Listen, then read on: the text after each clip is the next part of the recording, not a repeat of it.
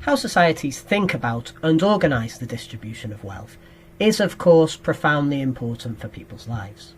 It influences their abilities to feed their families, care for their elderly, and consume beyond the minimum. It affects how much time they can spend on various types of work and on leisure. Our chapter considers the relationship between ideas, practices and legal regimes in the social and economic sphere, as well as the role of political action and contestation. Firstly, how did people understand wealth distribution? Well, these ideas were part of larger conversations about religion, justice and morality. Take, for instance, the contrasting notions of liberality, liberalitas, being depicted here, and prodigality. The first was shown, often in personified form, as a virtue, generosity. The latter as a waste, suggesting profuse or wasteful expenditure. And there was a fine line between the two. According to the Flemish humanist Justus Lipsius in the 16th century, a king should be generous, but with proper judgment and moderation, not prodigal. The Spanish diplomat Diego de Savada Fajardo in the 17th century compared liberality with the streams that flow from a mountain. He advised the prince, the mountain, not to give the powerful what is owed to the poor, and reminded of the importance of a just distribution of the recompenses he offers. These examples show that the early modern age coded the idea of redistribution as a chain that emanates from the will of the powerful and extends to the poor. Roles that, however, were ultimately left unchanged by this act of redistribution. A general Christian principle for redistribution to help the poor guided these early modern redistributive efforts. The Dominican friar and theologian Thomas de Machado in the 16th century reminded fellow clergy that their status obliged them more to distribute the surplus of their incomes than was the case for the secular. Aristocrats were also impelled to share these beliefs, and their testimonies and last wills often included donations to the poor. While poverty was increasingly criminalised and stigmatised, the fundamental principles around care and poor relief did not disappear completely.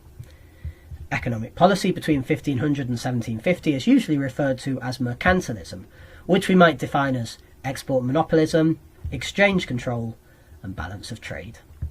These principles contributed to restrain the creation and distribution of wealth, and they favoured the maintenance of a social structure headed by landed aristocracy and ecclesiastical privilege. Three principal areas of wealth distribution within this essentially unequal social system were the control of prices for basic products and supplies, the control of financial tools such as interest rates, and tax distribution. The three operate under general moral and theological principles, but they were often subject to heated debates, conflicts, protests, and other disruptive practices.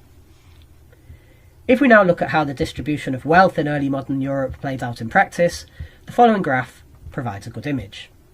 It represents the level of inequality over time in an Italian city near Florence. And here, the level of distribution of wealth over time points to rising levels of inequality since the Middle Ages. This trend is typical for the larger part of Europe. Over the centuries, a smaller group of rich householders owned more of the real estate, land, and capital. The large majority of the population owned little or nothing. What explains this large and ever-rising inequality of wealth? Well, first of all, the social, political and legal order of Europe was also very unequal.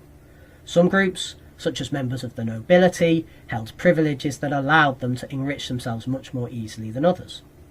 Taxation was often indirect, meaning that the consumption of basic goods such as foods and drinks was taxed heavily, and this burden fell much harder on the shoulders of the poor. In some commercial centres, such as Antwerp in the 16th century, clever and audacious merchants from modest backgrounds could enrich themselves and become fabulously wealthy. However, such cases were exceptional, and moreover, the larger part of the population at the time lived in the countryside. There, some communities were able to mitigate the general trends of rising inequality by organising and coordinating more egalitarian taxation and distribution systems. Policies and self-organisation lay at the heart of rising or mitigated inequality of wealth. And this brings us to our final theme, whether people were willing to protest the unequal distribution of wealth that they saw around them. We have seen that notions of liberality required the rich to give to the poor, but certainly didn't intend to erase the gap in wealth between them. However, the less well-off could deploy such values to claim resources as an entitlement, and in quite a proactive way. The assertion of collective rights over certain resources, such as access to common lands, presented as customary rights held since time immemorial, was a key part of early modern plebeian political culture.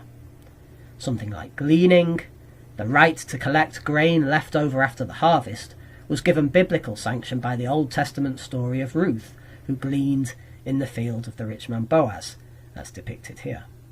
This was taken as identifying the right of the poor, and especially the strangers, the mobile poor, to access this resource.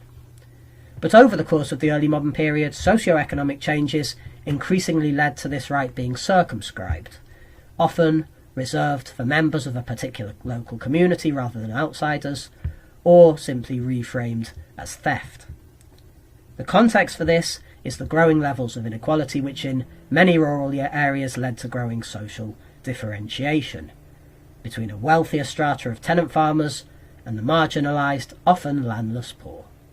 Their access to resources necessary to support themselves often rested on an ability to demonstrate that they were the honest, deserving poor, not the idle vagrant who refused to work. And this, of course, strictly limited their ability to challenge the unequal distribution of wealth. However, in early modern Europe, we do see the emergence of currents of thought which could envisage a society free of extreme inequality, such as the radical utopianism which emerged from the Protestant Reformation. Alongside the defence of customary rights and freedoms, this would eventually contribute to the development of a plebeian culture of resistance in the very different circumstances brought about by industry.